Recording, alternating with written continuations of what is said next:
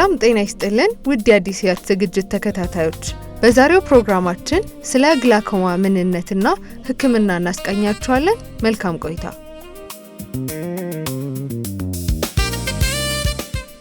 ግላኮማ የአይን ውስጥ ያለው የኦፕቲክ ነርቭ በመጎዳቱ የሚከሰት የአይን በሽታ ነው።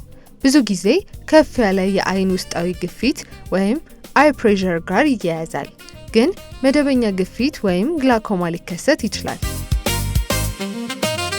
ግላኮማ በተለምዶ ሙሉ በሙሉ የተጎዳውን ነርቭ መመለስ አይችልም። ነገር ግን ቀድሞ ከተገኘ የበሽታውን መሻሻል ማቆም ወይም መዘግየት ይቻላል።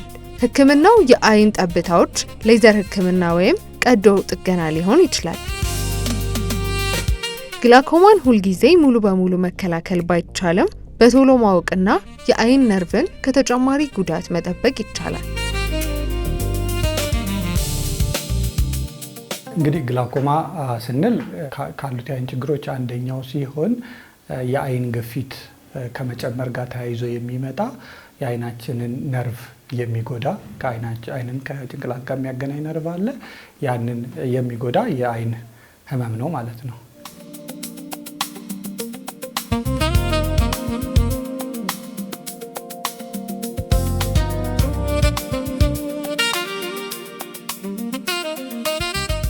የአይን ግፊት ልክ የደም ግፊት እንደምንለካው ሁሉ የአይን ግፊትም የምንለካበት መሳሪያ አለ። ስለዚህ የአይን ግፊት ትክክለኛው ኖርማሉ ሬንጅ አለ። ከዛ በላይ ሲሆን የአይን ግፊት ጨመረ እንላለን ማለት ነው። ይህ የአይን ግፊት ማለት አይናችን ቅርጹን ጠብቆ እንዲቆይ በውስጡ ፈሳሽ አለ። በተለይ የአይን ፊት ለፊተኛው ክፍል ያለው ፈሳሽ ሁልጊዜ ይመረታል። እንደገና ደግሞ ወደ ደም ስራችን ይቀላቀላል። ይህ መጠኑ ካነሰ አይናችን የመዋሸሽ አይነት ነገር ይኖራል ማለት ነው። እሱ ብዙ ጊዜ ወይ ከሰርጀሪ ወይ ከምጥ ጋር ተያይዞ የሚመጣ እንጂ በኖርማሊ እንደዛ እንትን አይልም። እንደገና ደግሞ በቁጥር ነው የሚለካው። የምንለካበት መሳሪያ አለ። ብዙ አይነት መሳሪያዎች አሉ። ኮመንሊኛ የምንይዝ አይኬር የምንለው መሳሪያ አለ። በሁሉ የትኛውን ብንለካ ከ10 እና 21 መሀል እንደ ኖርማል ሬንጅ እንወስዳለን። ከ21 በላይ ሲኖር የአይን ግፊት ጨመረ እንላለን። አንድ ነገር ግን ያው የአይን ግፊት ጨመረ ማለት ሁልጊዜ ግላኮማ አለ ማለት አይደለም።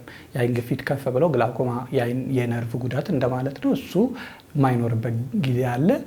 እንደገና ደግሞ በተቃራኒው በዚሁ ባለው ኖርማል ሬንጅ ውስጥ ሆኖ ስቲል ግላኮማ የሚከሰትበት ሁኔታ አለ። ግን ዋናው የግላኮማ መነሻ የአይን ግፊት መጨመር ነው ማለት ነው።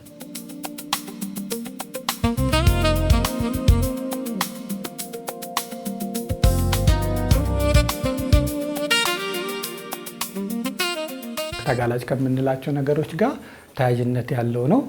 ልክ አሁን የደም ግፊት፣ ስኳር የምንላቸው ተላላፊ ያልሆኑ በሽታዎችን ልክ ከየሆነ እድሜ በኋላ ሊከሰቱ እንደሚችሉ ተጋላጭ የሆኑ ሰዎች ላይ ሊከሰቱ እንደሚችሉ ሁሉ ከየሆነ ጊዜ በኋላ የአይን ግፊት እየጨመረ ሊመጣ ይችላል። በብዛት በአብዛኛው የምናገኘው እንደዛ ነው። ይሄ ነው የሚባል ምክንያት ሳይኖረው የአይን ግፊት እየጨመረ ሊመጣ ይችላል ማለት ነው።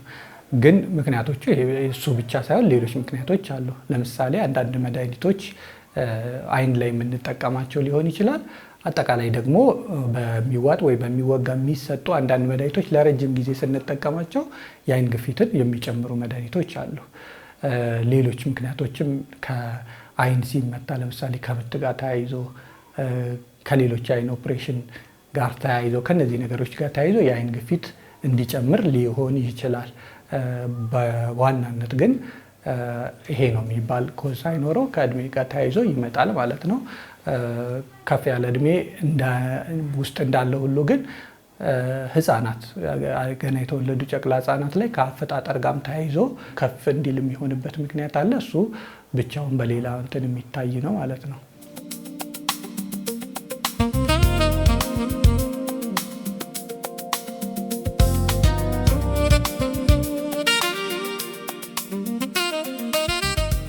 በተለይ የስኳር ህመም ብቻውን አይን ላይ የሚያመጣው ብዙ ችግሮች አሉ። አይነ ስውርነት ከሚያመጡ አንደኛው ምክንያት ስኳር የሚያመጣቸው ችግሮች ናቸው ማለት ነው። ላይክ አይን ላይ አዳዲስ ደም ስሮች እንዲፈጠሩ ያደርጋል። ደም ማት፣ መርጨት፣ ብርሃን መቀበያው ላይ እንደዚህ ነገሮችን ያመጣል። ራሱን የቻለ ነው። በየጊዜው እሱ ክትትል ይፈልጋል። እና በአጠቃላይ ግን ስኳር ያለባቸው ሰዎች የተጋላጭነት መጠናቸው ለግላኮማ የተጋላጭነት መጠናቸው ከሌሎቹ ሰዎች የበለጠ ነው። ግን ደግሞ በአብዛኛው ስኳር ግላኮማን በማምጣት ሳይሆን በራሱ መካኒዝም የአይንን የእይታን ሁኔታ ሊሰርቅብን ይችላል ማለት ነው።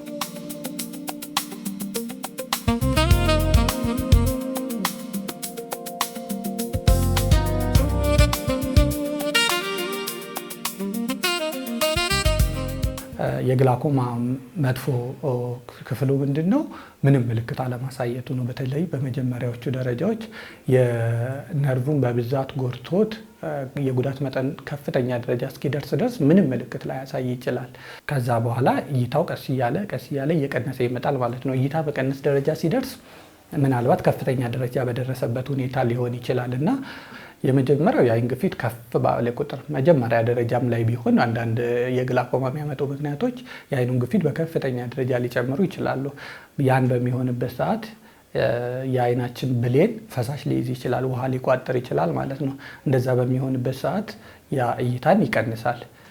እንደገና ደግሞ በብርሃን ዙሪያ እንደዚህ ቀለም አይነት ነገር የመታየት አይነት ነገሮችን ዲስክራይብ ያደርጋሉ ታካሚዎች ማለት ነው። ያ ነገር ሊታይ ይችላል። ህመምም ሊያመጣ ይችላል። በከፍተኛ ደረጃ ሲሆን ህመም፣ መቅላት ሊያመጣ ይችላል ማለት ነው። የአይን ግፊቱ በከፍተኛ ደረጃ መጨመር ሲኖር፣ በዚህ ደረጃ ሳይጨምር ግን የቆየ ግላኮማ ሲሆንና ከፍተኛ የነርቭ ጉዳት ያመጣ ግላኮማ ሲሆን አንደኛው የሚያመጣው የእይታ መጠን መቀነስ ሊሆን ይችላል። የእይታ መቀነስ መጀመሪያ በግላኮማ በባህሪው ከመሀል ፊት ለፊት ከምናየው እይታ ይልቅ የእይታ ስፋት ወይ ደግሞ ቪዥዋል ፊልድ የምንለው አለ። እሱን እያጠበበው ነው የሚመጣው። ለምሳሌ ፊት ለፊት እያየው ከጎን ግን የሚንቀሳቀሱ ነገሮችን በተለይ ሰፋ ያለ ኤሪያ ማየት ይችላል። አይኔን ሳላዞር እንደገና አንገቴ ሳላዞር ማለት ነው። ያ እይታ ስፋት ይቀንሳል። እየጠበበ ይመጣል። ኖርማሊ ልክ በቀዳዳ እንደሚያይ ሰው አይነት ሁኔታ ይመጣል ማለት ነው። ያንን ግን ለማስተዋል አስቸጋሪ ሊሆን ይችላል። የእይታ አድማስ ምርመራ አድርገን ወይ እንትን ካላለን ለታካሚ ለማስተዋል አስቸጋሪ ሊሆን ይችላል። ለምን? አይኑን ማዞር ይችላል፣ ዞር አድርጎ ማየት ይችላል፣ አንገቱ ዞር አድርጎ ማየት ይችላል ማለት ነው ሰው። ከዛ አንጻር በዛ ኮምፐንሴት ስለሚያደርገው በመጀመሪያው ደረጃ የእይታ ስፋት መቀነሱን ላያውቀው ይችላል። አንዳንዴ ሲንቀሳቀስ ከሰዎች ጋር መጋጨት፣ በጎን መጋጨት፣ እንደዚህ አይነት ነገሮች ሊያስተውል ይችል ይሆናል እንጂ ሁል ጊዜ ያንን ሰዎች አስተውለው ሪፖርት አያደርጉልንም ማለት ነው።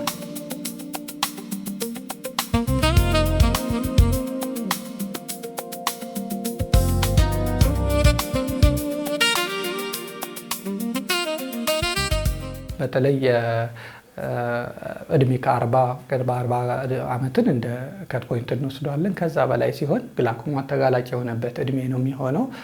በእርግጥ ከዛ በታችም ግላኮማ ሊከሰት ይችላል። በዚህ እድሜ ያለ ሰው ሌሎችም ደግሞ ተጋላጭነት በቤተሰብ ያለ እንደዚህ የግላኮማ ሲኖር የመጀመሪያው ነገር ምንም ምልክት ባይታይ እንኳን ቢያንስ በአመት አንድ ጊዜ የአይን ምርመራ ቼክ ማድረግ ማለት ነው። ቢያንስ የአይን ግፊቱን ቼክ ማድረግ ይቻላል።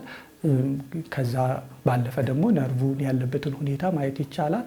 አጠራጣሪ ነገሮች ሲኖሩ ደግሞ አስፈላጊ ምርመራዎች፣ የእይታ አድማስ ምርመራ አለ፣ ሌሎች ምርመራዎችንም ማድረግ ይቻላል ማለት ነው። እነዛን ነገር በየጊዜው ማየቱ አስፈላጊ ነው የሚሆነው። ግን ከዛ ባለፈ ለመንቀሳቀስ በጥሩ ፊት ለፊት ያለ ጥሩ እይታ እያለ ሆኖ ሲንቀሳቀሱ ግን የመቸገር አይነት ነገር ቤተሰብ የሚያይ ከሆነ እንደገና ደግሞ ብዙ ጊዜ በጎን ከሰዎች ጋር ከነገሮች ጋር መጋጨት ነገር ካለ ያ ነገር ምናልባት የመጀመሪያ የግላኮማ ምልክት ሊሆን ይችላልና መታየት ይፈልጋል ማለት ነው።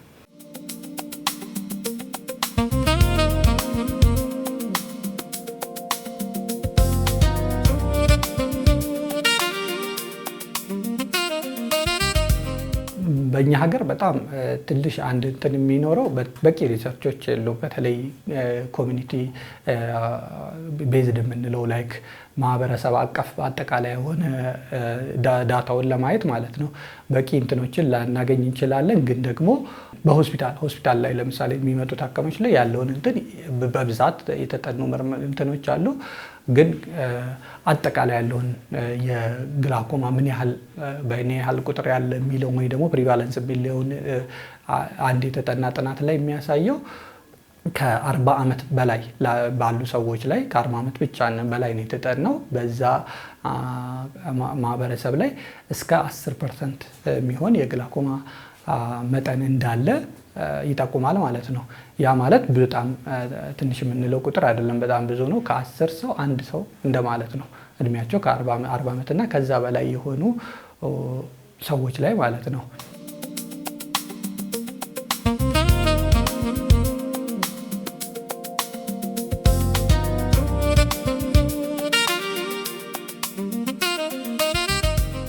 የመጀመሪያው እንግዲህ ልክ ማንኛውም ታካሚ እኛ ጋር ሲመጣ የምናያቸው ነገሮች አሉ። ለምሳሌ የእይታ መጠን ሁልጊዜ ማንኛውም ታካሚ እኛ ጋር ሲመጣ ይታያል ማለት ነው። የእይታ መጠኑ ይለካል፣ ምን ያህል አይን የሚለው ይታያል። ሁለተኛው ደግሞ የግፊት መጠን የአይን ግፊት መጠን ይለካል። ከዛ ባለፈ ደግሞ ፊት ለፊት ያለው በመሳሪያ የምናያቸው በማይክሮስኮፕ ማለት ነው ስሊፕ ባዮሜትሪ የምንለው ነው። ፊት ለፊት ያለው የአይን ክፍል መስታወቱ ላይ ከዛም አልፎ ደግሞ ከአይን ጀርባ ያሉ ነገሮች ሬቲና እና ነርቭ የምንለው የኦፕቲክ ነርቭ የምንለው እሱ ነው በዋናነት ግላኮማ በተመለከተ የሚታየው። እነዚህ ነገሮች በደንብ አሰስ ይደረጋሉ ማለት ነው። ያንን ካየን በኋላ ስቲል ምናልባት ግላኮማ የለም ለማለት እነዚህ ነገሮች እንዳለ ኖርማል ከሆኑ በቂ ሊሆን ይችላል። ያጠራጠሩ ነገሮች ወይ ደግሞ ግላኮማ የሚያመለክቱ ነገሮች ካየን ግን ሌሎች ምርመራዎችን እናደርጋለን። ለምሳሌ ቅድም ስንነጋገር እንደነበረው የእይታ አድማስ ምርመራ የምንለው ቪዥዋል ፊልድ ኤግዛሚኔሽን ማለት ነው። እሱም የተለያዩ አይነት ሜቶዶች አሉ፣ እነዛን እንጠቀማለን። ከዛ ባለፈ ደግሞ ኦሲቲ የምንለው መሳሪያ አለ። ኦፕቲክ ነርቭ ወይ የኦፕቲክ ነርቭን ወይ ደግሞ ይሄ ነርቭን እና ሬቲና ላይ ያለውን እንትን የበለጠ እስከ ውስጥ ድረስ ሊያሳየን ይችላል ማለት ነው። እነዚህ ምርመራዎች እናደርጋለን።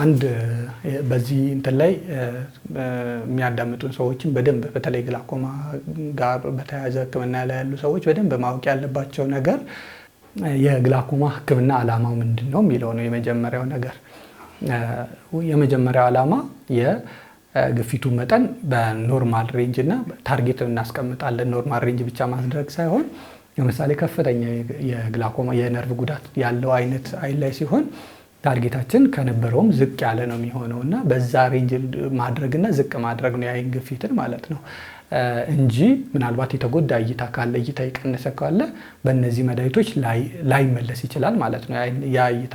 ስለዚህ አሁን መድኃኒት እየወሰደ አንድ ታካሚ እይታው በበቂ ደረጃ አልተመለሰልኝም፣ አልተሻሻለ፣ ምንም ለውጥ የለውም ብሎ መድኃኒት የሚያቆምበት አጋጣሚዎችን እናገኛለን እና ዓላማው ያ አይደለም። የዓላማው ምንድነው? የግፊቱ መጠኑን በኖርማል በተስተካከለ ሁኔታ በማድረግ ያለውን እይታ የመጠበቅ የማቆየት ነገር ነው ማለት ነው የሚደረገው። ዓላማው ይሄ ነው። ህክምናዎቹ ብዙ አይነት ህክምና አማራጮች አሉ። በመጀመሪያ ደረጃ ህክምና የምናደርግባቸው የመጀመሪያው መድኃኒቶች ናቸው። በጠብታ የሚሰጡ መድኃኒቶች አሉ። እንደገና ደግሞ ሌዘር ህክምናም ደግሞ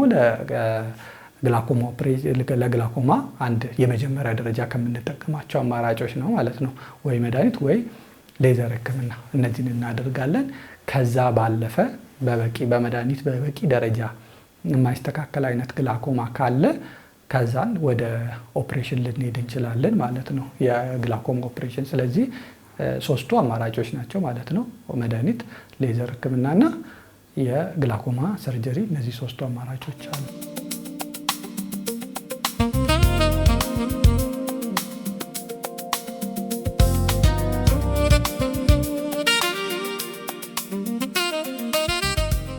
ሌዘር ጨረር አይደለም። ሌዘር ላይት ነው ወይ ደግሞ ብርሃን የተወሰነ ኢነርጂ እንዲኖረው የሆነ ነገር መስራት እንዲችል ተደርጎ የተሰራ ከብርሃን እንጂ ጨረር አይደለም። ብዙ ጊዜ በተለምዶ ጨረር ስለሚባል እንትን ይላል፣ የተሳሳተ ነው ማለት ነው። ይሄ ሌዘርን በተለየ አይን ህክምና ላይ በተለያየ ፐርፐዝ እንጠቀመዋለን። አንደኛው አሁን እንደጠቀስ ነው የግላኮማ ሰርጀሪ ላይ የምንጠቀመው ነው። ከግላኮማም ጋር ተያይዞ በተለያየ ሁኔታ ሌዘር ልንጠቀም እንችላለን ማለት ነው። ሌላው ደግሞ ለምሳሌ በቅርብ ጊዜ ሀገራችን ውስጥ እየተሰራ ነው የመነጽርን ለማስቀረጽ የሌዘር ሰርጀሪ አለ። እሱ ደግሞ ራሱን የቻለ አይነት ህክምና ነው ማለት ነው። ከስኳር ጋር ተያይዞ ዲያቤቲክ ሬቲኖፓቲ የምንለው ከሱ ጋር ተያይዞ የጀርባ ላይ የብርሃን መቀበያው አካባቢ ላይ ሌዘር ልንጠቀም እንችላለን። ሞራ ኦፕሬሽን ከተሰራ በኋላ አንዳንዴ አርቲፊሻል ሌንስ ይገባል። ከዛ ሌንስ ጀርባ ስስ ሞራ ምንላት ነገር አለች። እሱ በሚፈጠርበት ሰዓት ሌዘር እንጠቀማለን። ስለዚህ ሌዘር በጣም ብዙ አይነት አገልግሎት ይሰጣል ማለት ነው በተለየ አይን ህክምና ላይ።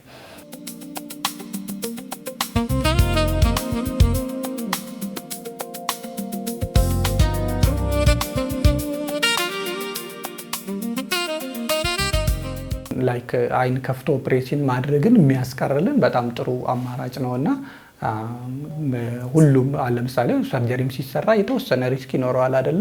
ግን ከሚሰራው ሰርጀሪ ያነሰ ሪስክ ነው ያለው። ሪስክ እንኳን አለው ብንል በጣም ሴፍ ከሚባሉት እንትኖች ነው።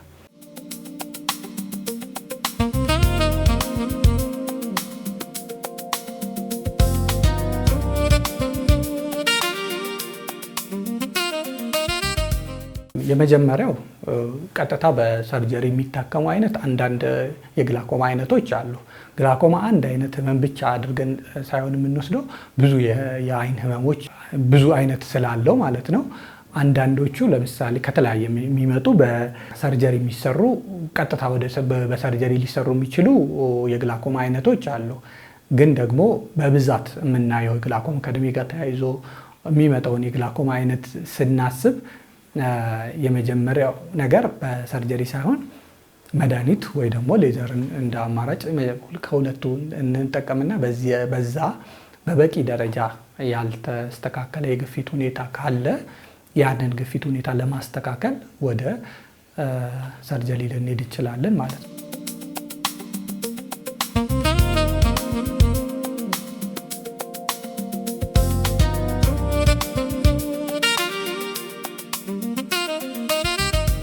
እንግዲህ በግላኮማ በራሱ በሰብ ስፔሻሊቲ እንትን አለው። በሀገራችንም ውስን ሰብ ስፔሻሊስት ሐኪሞች አሉን እና ስለዚህ የግላኮማ ኦፕሬሽን በግላኮማ ሰርጅን ይሰራል ማለት ነው። የህፃናትም ሲሆን የህፃናት ለብቻው ስላለ በዛ ይሰራል ማለት ነው። በህፃናት የአይን ሐኪም ማለት ነው።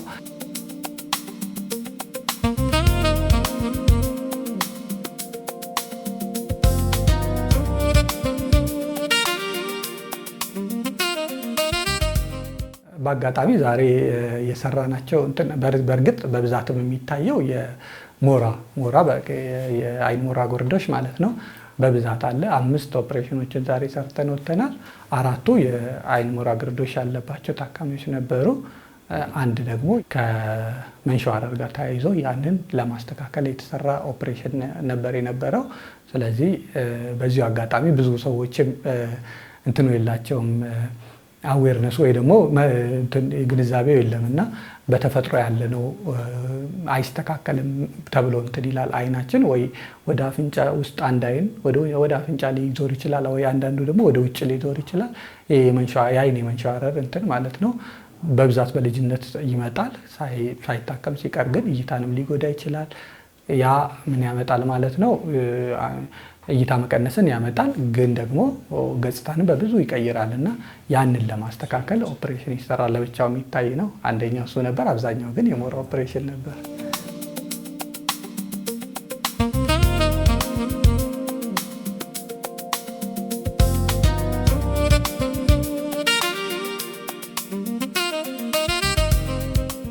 ስራ ሁኔታችን ላይ ብዙ ጊዜ የሚያጋጥመን ችግር አብዛኛው መጨረሻ ደረጃ የአይን ግፊቱ ምን ያህል ለምሳሌ አንድ አይናችን ላይ ይሄ ነርቭ የምንለው የኦፕቲክ ነርቭ የምንለው 1.2 ሚሊዮን የሚሆኑ ፋይበሮች አሉት፣ ክሮች አሉት ማለት ነው። እነዚህ ክሮች አንድ ባንድ ነው እየተጎዱ የሚሄዱት የአይን ግፊት በሚጨምርበት ሰዓት። ያ ኢስቲሜት እናደርጋለን ስንት ፐርሰንት ያህል ጉዳት አለው የሚለውን ማለት ነው። ተጎድቶ አብዛኛው ከ90% 95% በላይ ከተጎዳ በኋላ ከመጣ ያለችውን በጣም ትንሽ ነርቭ ፕሪዘርቭ ለማድረግ በጣም አስቸጋሪ ሊሆን ይችላል። ትንሽም ግፊት በሚጨምርበት ሰዓት የነበረው ነርቭ ይጎዳብንና እይታ ሊያሳጣ ይችላል ማለት ነው። ስለዚህ በጣም ጥሩ የሚሆነው በጊዜ ስናገኘው ምንም አይነት ወይ መጠነኛ ጉዳት ብቻ ባለው አይነት የግላኮማ ደረጃ ላይ በምናገኝበት ሰዓት ለማከም በጣም ጥሩ ነው የሚሆነው ማለት ነው። ብናክመው ባለበት ስለሆነ የምናቆመው እይታው አይጎዳም ማለት ነው።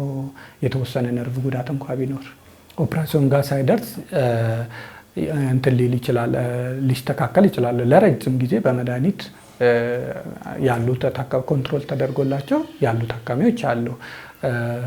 ሰርጀሪም ቢሰራ ኢቭን ለምሳሌ በጣም ነርቭ ተጎድቶ በጣም መጨረሻ ደረጃ ላይ ያለ ሰርጀሪ ቢሰራ አለ አይደለ ያለውን ነርቭ ነው ፕሪዘርቭ የምናደርገው።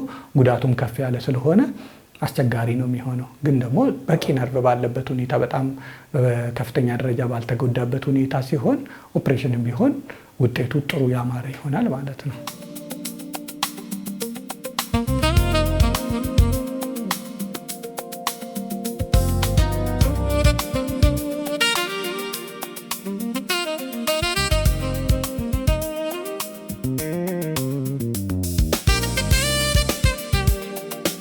ግላኮማ እንግዲህ ከብዙ ለመከላከል የምናደርጋቸው እንትኖች የሉም።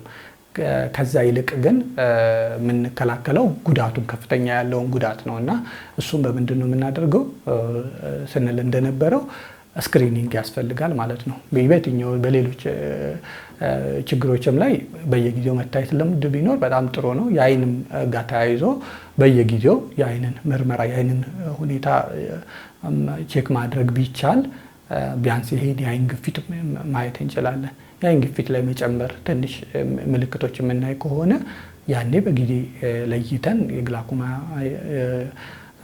ከፍተኛ ጉዳት ሳያመጣ ቀድመን ማከም እንችላለን ማለት ነው። ከዛ ውጭ ግን ልንከላከላቸው የምንችለው እንዳልነው ከዚህ ከመድኃኒት ከዚህ ጋር ተያይዞ ያሉትን በእንትን በማለት ነው ማለት ነው። እነሱ በአግባቡ በመጠቀም ነው ማለት ነው የሚሆነው።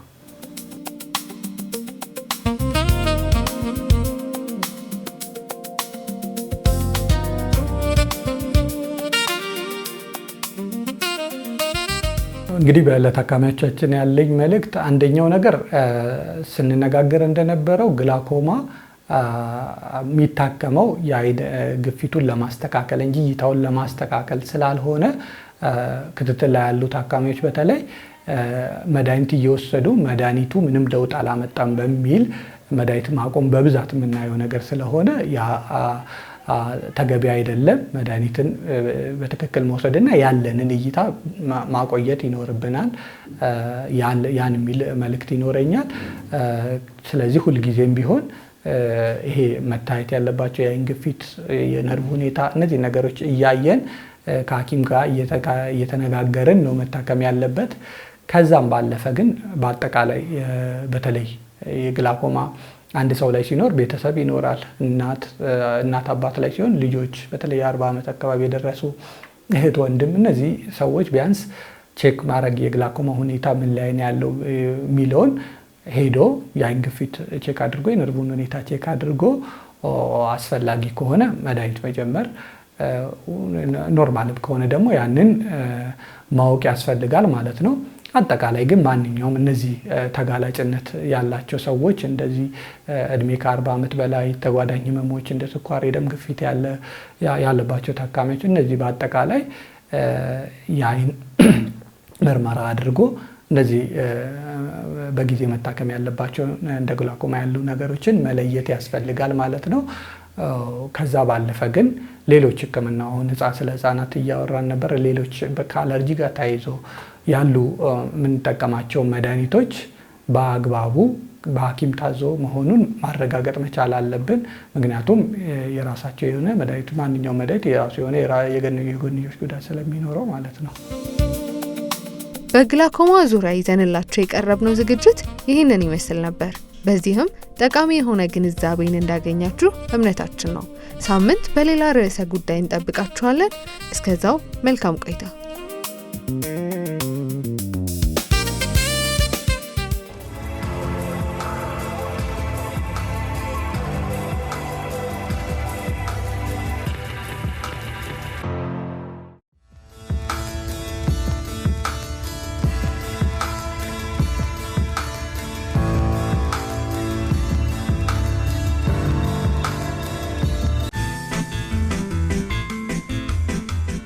እስከ መጨረሻው ድረስ ከኛ ጋር ስለነበራችሁ እናመሰግናለን።